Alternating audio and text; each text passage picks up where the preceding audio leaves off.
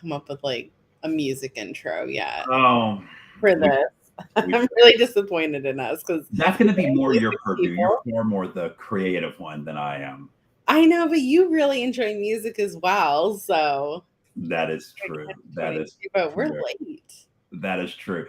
Well, guys, I'm excited for today's show. We're doing things a little differently today. We're gonna talk about three topics, and then we have a great tip of the day at the end of the show.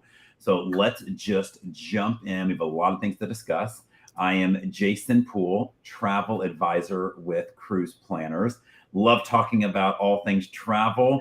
Haley, if someone is watching for the first time, tell them a little bit about yourself.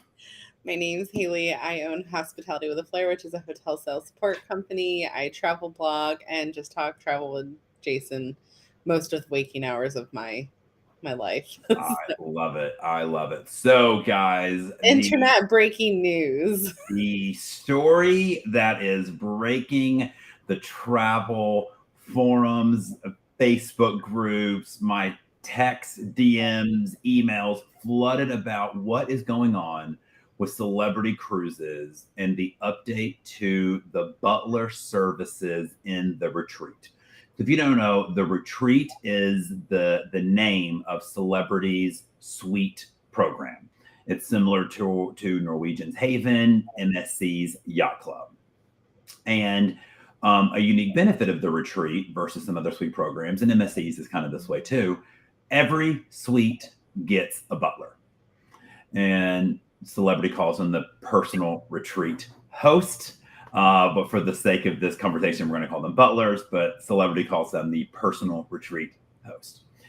And they are there to just assist with anything you might need, such as, can I get extra water in the room? Call them up. Can I get an espresso delivered? Just anything you might need, even if it's a, hey, can you help me with dinner reservations? I mean, that tends to be more the concierge, but they work with the concierge. Now, the rumor started flooding that there would be no more butler service for Sky Suites. Well, first we just heard the lower suites. And first of all, let me say, Celebrity has not publicly made any announcement about this, but there have been many reports of people calling Celebrity, and this has been quasi confirmed. So what it appears is that Sky Suites, which is the entry suite for Celebrity, and this also includes the Aqua Sky Suite, will not have a dedicated butler, but they will be serviced by the retreat team. So a combination of the concierge, some butlers, some stateroom attendants, just the retreat team. They're moving crew around by the reports to have more support staff. Now, in my opinion, there are pros and there are cons. The pro is it could lead to faster, when you call faster, like action items being taken care of. Because a butler covering a Sky Suite can cover sometimes 8, 9 Sky Suites. It can take a while sometimes for things to get to you if you need them done. The con is we are going to lose a little bit of that personalized service from the butler knowing you, the people in your suite. So that's kind of all we know at this point. I have a lot more thoughts, but Haley, you are in the hospitality business. You've been in hotels for, 13, 14 years. I am anxious for your take on this issue. Well, first, I'm not super, I guess, thrilled that something official hasn't been launched yet. I think that is messy for your branding and PR. Secondly, kind of tying into that as well, I think it's messy that you haven't come up with your spin yet. because there's ways to spin that. And I think when you logically break it down, it's not going to be that huge of a change. And I mean, personally, coming off of Apex a couple months ago, I really used my Butler once. Right. And that was because I couldn't find, like, the store on board just didn't have aloe vera, and that sun zapped me no matter my SPF here. And that was honestly, that was about it. And I hear a lot of people don't really utilize them a whole lot, depending on the itinerary, I think, as well. I think the thing that makes me most sad about that change and the fact that they haven't put out the verbiage to kind of spin this is it was something that differentiated the brand against others. Now, yes, we can look at Princess. They don't do something like this. Like, I can keep my professional hat on and be like, Holland America's not doing something like this. I mean, like, I'm gonna call a spade a spade. Royal gives very like bare, sweet perks, Yeah. unless you're in Star or whatnot, paying for it. Yeah. So it makes me sad because it is a differentiator. Being in like hospitality sales, it's like, what differentiates you from other brands. And I think with the way that this is now run wild, it's made it really messy and muddled on. Yeah. And look, I mean, there's lots of brands that don't give every suite butler service, like Regent, only the top suites. Seabourn, only the top suites. Explorer Journeys, only going to be the top suites. Royal Caribbean, only the top suites. So it's not unheard of in the industry to reserve butler service for the top suites. I mean, I kind of have a bigger picture of it. I almost wonder if you were in charge of the Royal Caribbean group. So you're in charge of Royal, Celebrity, and Silver. And for someone who really, really likes the butler services and uses it, I mean, I tend to think I probably use it more than the average person, and I don't even use it a lot. A benefit of going with Silver, which is the Royal Group's third tier, the luxury brand, one of their selling points is every suite gets a butler. Like, that is something they really tout, they really advertise. And I just can't help but to wonder if the group is trying to kind of like get first timers into the Royal, get the Royal people into Celebrity, get the Celebrity. Oh yeah, kind of create that brand succession. And I think for me, and this comes back to like creating your spin. Right. If they came out with the data, like, we're noticing that statistically the Sky Suite categories are not utilizing the butler service stereotypically, that instead, we're going to come up with a concierge team.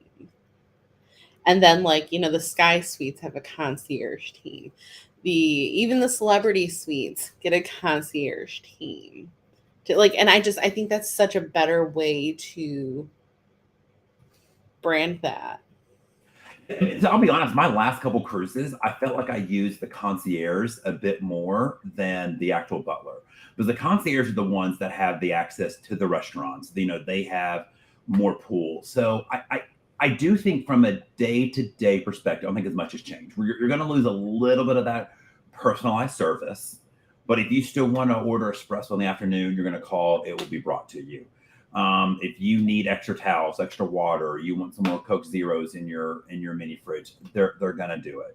So I do think the service is going to be the same, could be faster, personalized. Now, a great question people have been asking, and Alex made a comment in one of the. Is that what you did the screenshot with? Because I heard it. Yeah. I was like, I'm making a collection of things people are saying to like share with Celebrity, right? So. Just to be clear, nothing else changes with the retreat, right? You still get access to the retreat sun deck, you still get access to the retreat lounge, you still have the retreat concierge, you still have access to Lemonade.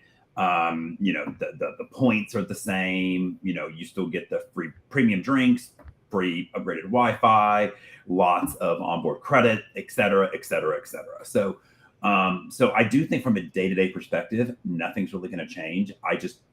Really my final parting thought is Celebrity has done a really bad job at messaging. They 100%. I mean, we even have a comment. Alex is here on YouTube, and Cruise and Q, everybody, and Rodriguez, thank you for joining this morning. Alex said, for us, this means the Sky Suite only means a room with a little more room. Looks like the Aqua Suites or balcony for us. The price doesn't justify the expense. I mean, the pricing, and I think that's the other piece of this too, is, I mean, there's been lots of comments on how expensive Celebrity has been, especially, you know, in the retreat realm, and the terrible messaging right now and not taking hold of the story is really. There's so many ways you could do it. I mean, you could have come out and been like, we're revamping it, we're increasing the retreat team, and we're guaranteeing we're going to have butlers. You might see more than one. Like they could have worded this and come out with this could end up being a net positive. They're just doing a terrible job. And, in other ways, I think that, you mentioned, sometimes you call and say, hey, I need more, Diet Cokes in my fridge or whatnot. It's like, why not generate more of like an intake form that goes out to your guests ahead of time? Well, so in fairness, there is, and I only get it. I didn't receive it for ours. I get it about half the time, and it's really frustrating. Same thing with the Marriott form.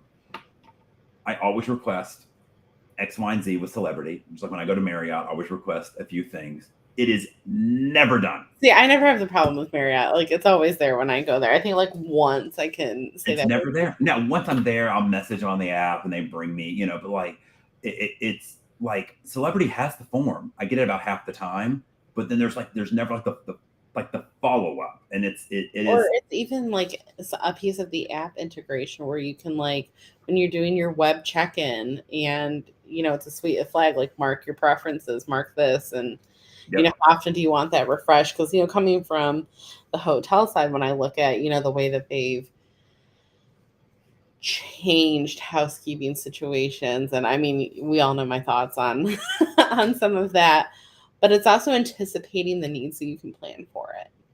Right. I agree. No, I agree. So we can talk about this for a while, guys. We're still waiting for official word. It's frustrating when I have it, but we could talk about it for a while. But let's move on. So Haley, you are headed across the pond in a couple days. Hours. And actually, hours at this point. So tell us, what are you doing? Where are you going? Where are you staying? What ports are you doing? Let's hear. What are you doing? Yeah, so I am finally sailing the Mediterranean. That is happening. I am flying to Rome. Guys, she's been to Europe many, many times. Oh, yeah. Been to Europe many times, haven't cruised. So my cruise starts in Rome. So we're flying to Rome Thursday. Get in pretty early Friday. So we're going to spend the day in Rome, spend the night in Rome. We're staying at Hotel Damaso, which is probably my favorite boutique hotel over that way, because let's be real, the Marriott rates and everything else is really crazy over there. Like, the cheapest room is $1,500 a night. Hotel Damaso is actually where I took my company in the fall. It's a great, I would say, like 3-star hotel. They've got a cute little breakfast that's partial made to order, partial buffet. It's right in the heart of Rome, though. It's right near, in between like Trastevere, the Vatican, Piazza Navona. Like, it's just smack dab in the middle of that triangle, which is great. I have a little work to do while I'm there. And of course, along this trip, just so you guys know, I'll be posting my favorites and stuff on Instagram, and as well as out of office. I know Jason still has some work to do on his out of office, but throwing all the travel recommendations there. Sailing from Civitavecchia, and first port is Naples. And then let's see here, Naples, then we're going to Heraklion, Crete. We're doing Ephesus, Istanbul, Mykonos, and ending in Athens. And we're spending 2 nights post-cruise in Athens. Very nice. So I can see all the rocks. All the rocks. I mean, I love it. That's very similar to the itinerary I just did. I love summers in the Med. I kind of jokingly said this year, is it even summer if you don't spend some time in the Med? I just absolutely love it. I'm so excited for you. What are you most excited to see for the first time? Oh, that's a good question. Honestly, if I were to pick what I'm most excited to see in the whole itinerary, I'm really excited to get to Istanbul, to be honest. Wow.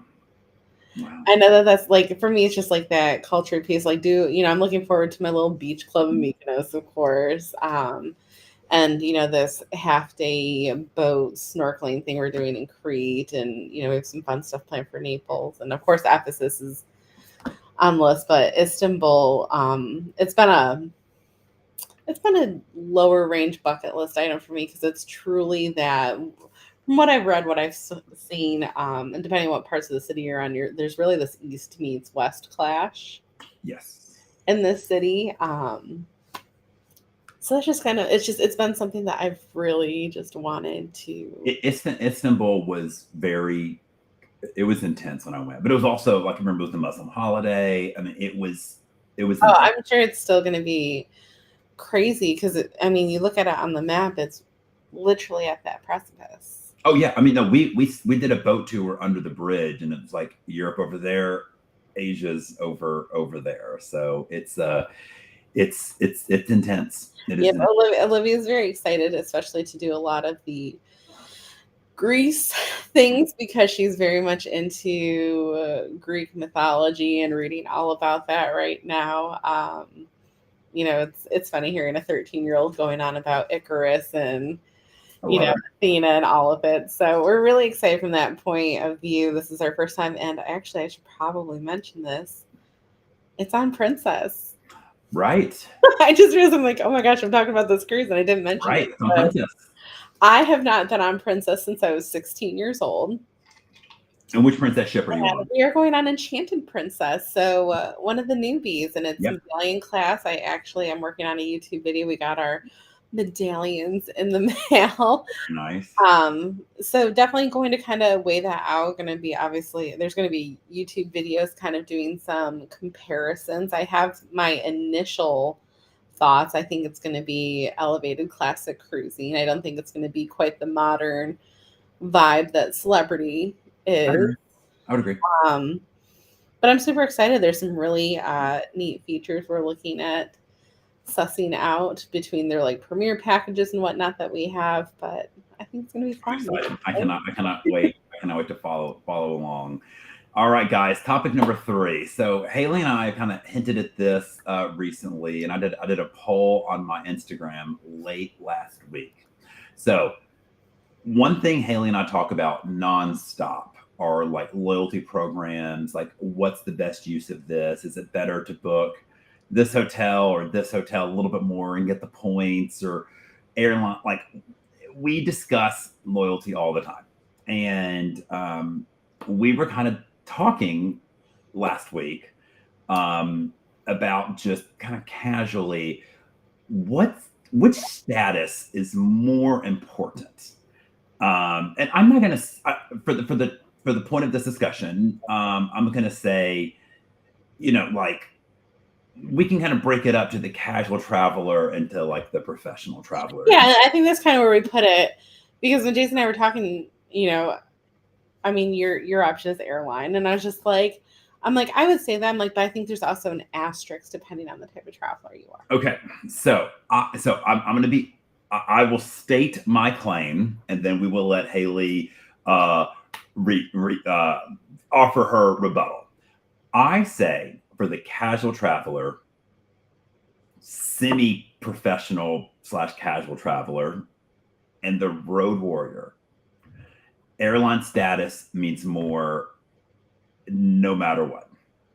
I think from the entry level, if you're an American, United, your Delta Silver, all the way up to Diamond or Executive Platinum or 1K, I think airline status trumps hotel status for a variety of reasons. The tickets are more expensive. Um, if things go wrong, like I just think at every level, airline is more important. Haley, the floor. So personally, for me, overall arcing, if you travel a decent amount, I'm gonna say airline. Okay. Because with this asterisk here, this is gonna be my word of the day is asterisk. I can get hotel status with a credit card. Okay. So it's the best of both worlds.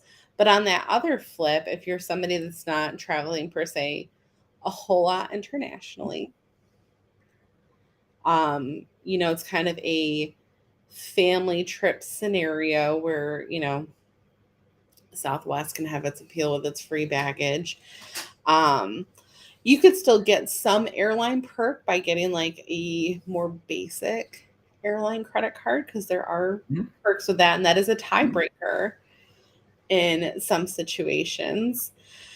Um, if you're going to Myrtle Beach every spring, that's expensive. There's a lot of baseball tournaments, stuff like that. Your family that's traveling for sports and stuff. That's where hotel loyalty can matter more because, okay, you're not doing the big trips for vacations, but maybe you're doing that once a year to Myrtle Beach, Florida, California. And then you got kids and youth sports where you're traveling all over Kingdom Come and you're kind of doing a bit of more of that drive versus fly. Yep. That's where that can come in handy because especially when people, do the same type of vacation every year because that's what they love doing. I have a couple cousins like that. They go to this one hotel every spring break. It's what they want. You become family. They know what you want. They'll put you in the same room. For that personalized service. And then, of course, as you're earning those points, that turns into free nights. So when you're doing more of the drive trips and stuff like that, hotel loyalty can stretch a little bit further. I will say I'm not a big fan of hotel loyalty credit cards. Yeah, same. No. I don't think they're as great of a spend. I think you get way more bang for your buck. Actually, somebody asked me yesterday which airline credit card they should get. I'm like, I don't think you should get even an airline credit card based on how they travel. I'm like, I think you need to get like a Chase Sapphire and an Amex, either gold or platinum. Right.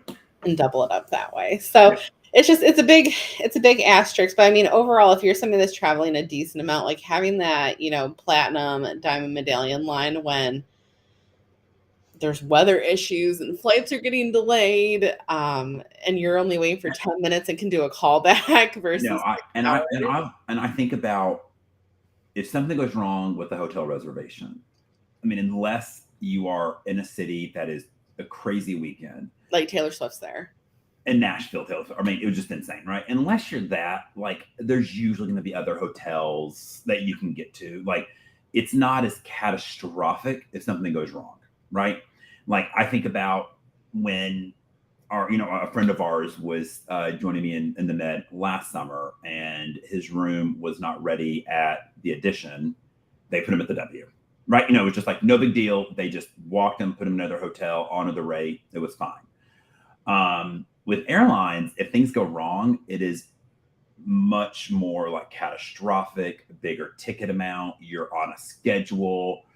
Like you're much more at their mercy. Right. You have fewer options. And I also think the benefits of top tier of let's compare Delta Diamond to Hyatt Globalist or Marriott Titanium Elite. Is that right? Titanium? Yep. Titanium. And I just think with Delta Diamond, those global upgrade certificates are, I mean, you can't use them anywhere anytime, but I've used them, right? I've paid for premium and got business, right? You just throw it on a certificate. Yeah. Those are nice perks. And I just think the perks of airlines are better than the perks of hotel. I mean, yes, getting a nicer room.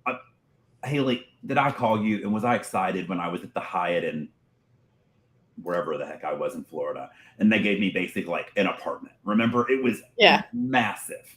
Was I excited? Yeah, I was excited. But would I rather have that or be higher on the upgrade list to get first class for a Delta flight? I'd rather take the flight. That's just me. But I think, another thing to mention too, because I know we talk about top tier and not everybody can hit that. I'm going to come back to travel credit cards a bit too, like an airline card. I'm more airline card versus hotel card. The only reason I started getting Delta status that kind of wooed me over is I had their basic introductory gold Delta Amex, and I got an offer for, fly 3 round trip flights in the next, it was like 3 or 4 months and get gold medallion. I was like, huh. I had already had 2 planned. I was like, if anything, I'll just, hop to New York City. I literally like flew to New York City, laid over for like 2 hours and flew back home because it's a 40-minute flight to get my 3rd one. And that was kind of the ticker. So, those airline credit cards also have perks like that. Right. And, if you're looking to dip your toe into getting more along the lines with airline loyalty, kind of review what your preferred line has in cards. Right. Right. And, and I do think you might disagree with this. You might. Ooh, I'm excited. I think the airlines have more creative ways to get to a destination, save money, get creative. Me doing Air France to Rome or Virgin to Tel Aviv. I think there's just a little bit more creativity if you know your airline's like status matching. Then so what's funny is out of the 3 legacy carriers, this is what I find very funny. Overall, I think the 3 legacy carriers do a pretty good job at appeasing their loyalty members, especially higher tiers. Like, it is very religion. And there's only 2 other brands that I can think of that do this. It's your Marriott Titanium higher elite members and Royal Caribbean. That was the only other cult loyalty followings that I see. But yeah, I mean, we joke with Jarvis, Sky Team versus One World. But I would argue Jarvis and I've had this conversation, and this is a whole nother topic, but maybe it's a whole nother debate topic. But like Delta people tend to be loyal to Delta, where like American people are more loyal to like One World. Like American, yes, they're loyal to the alliance, not necessarily the specific. Like there's a lot of Delta people who would probably think I was crazy for doing partners to Europe to save money, right? Even though it's Sky Team, everything carried over. So that is a topic for another day. So okay, so I guess we didn't disagree as much as I. No. For me, it's big picture. Like, I know personally, me, it's airline all day. I'm like, I'll just get my status in a credit card. I at least at the bare minimum have gold for Marriott and Hilton with my platinum card. But I just thought about this. I view hotels much like how I view like booking a cruise. I just book the room I want. If I want the suite, I book the suite, right? If I want the big room at the W Barcelona, I book it. If I want the suite on Celeb, I book it. See, but it's different when you have other people you got to pay for, Jason.